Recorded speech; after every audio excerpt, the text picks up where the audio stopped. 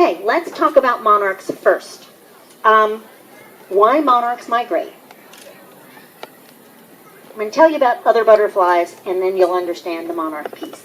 All of our butterflies that are here in the Tidewater region are right here for the winter. They don't go anywhere. The caterpillar feeds and sheds out of its skin, and what happens is the innermost skin hardens up around them. It's kind of like the feel of your fingernail, and it is the protective mold or case in which the transformation from a caterpillar to a butterfly occurs. It's called the pupa or chrysalis. All of our butterflies that are local have a chemical in their body fluid that allows them to withstand freezing temperatures. So they're going to be in your garden somewhere, or in your neighbor's garden somewhere, but they're attached to the side of the house, in the fall foliage, they're under the garden bench. The chemical allows them to freeze, and when they do, it does not damage the cell. It doesn't burst the cell. Monarchs, whole different story. They are a tropical species that came to North America at some point in time. I don't know how and when that happened.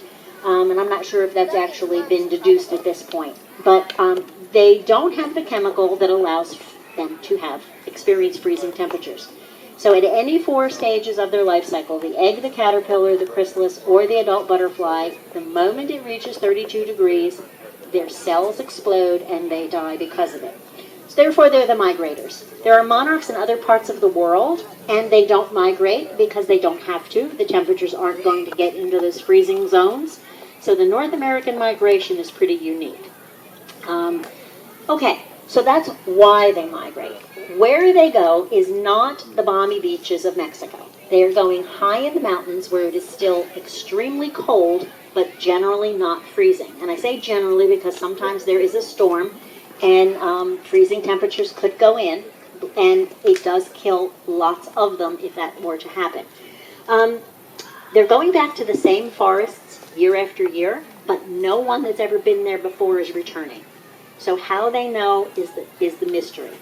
Part of our tagging, part of this study that's being done by Monarch Watch out of the University of Kansas, the things that they've learned about the monarch migration at this point is we know how they go in terms of the route that they take, but we don't know how they go, meaning how do they find it. They are going back to the same forest. It's the same 20 hectares, which is equivalent to about 40 square acres here. So, the route that they take.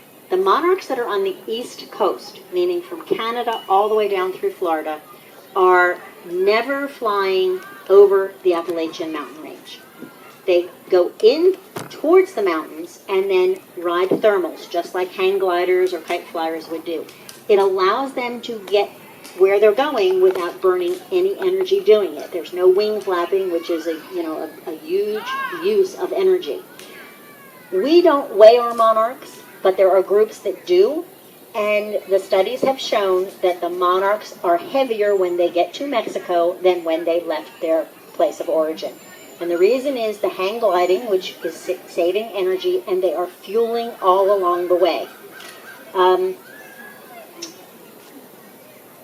When they get down to Georgia, they make that abrupt right-hand turn around the tip of the Appalachian Mountains, and either across the Gulf states, or if the Gulf winds are blowing across the Gulf states, they're going to drop even further down and go across the Gulf waters. We've seen pictures where the oil rigs out in the Gulf are covered at night with monarchs because that's where they stop to rest and to continue on the next morning. All right, so we don't know the blueprint, we don't know the mechanism, the magnetic, whatever it is that's getting them to Mexico is still a mystery. Because of tagging, we've learned a couple of things.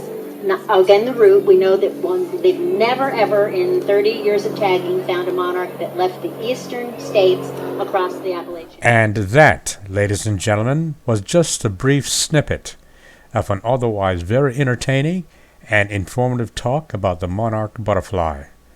This is an annual event presented by the Norfolk Botanical Garden. Give them a call. I didn't show the tagging and release of the monarchs, nor did I show the many activities for adults and children.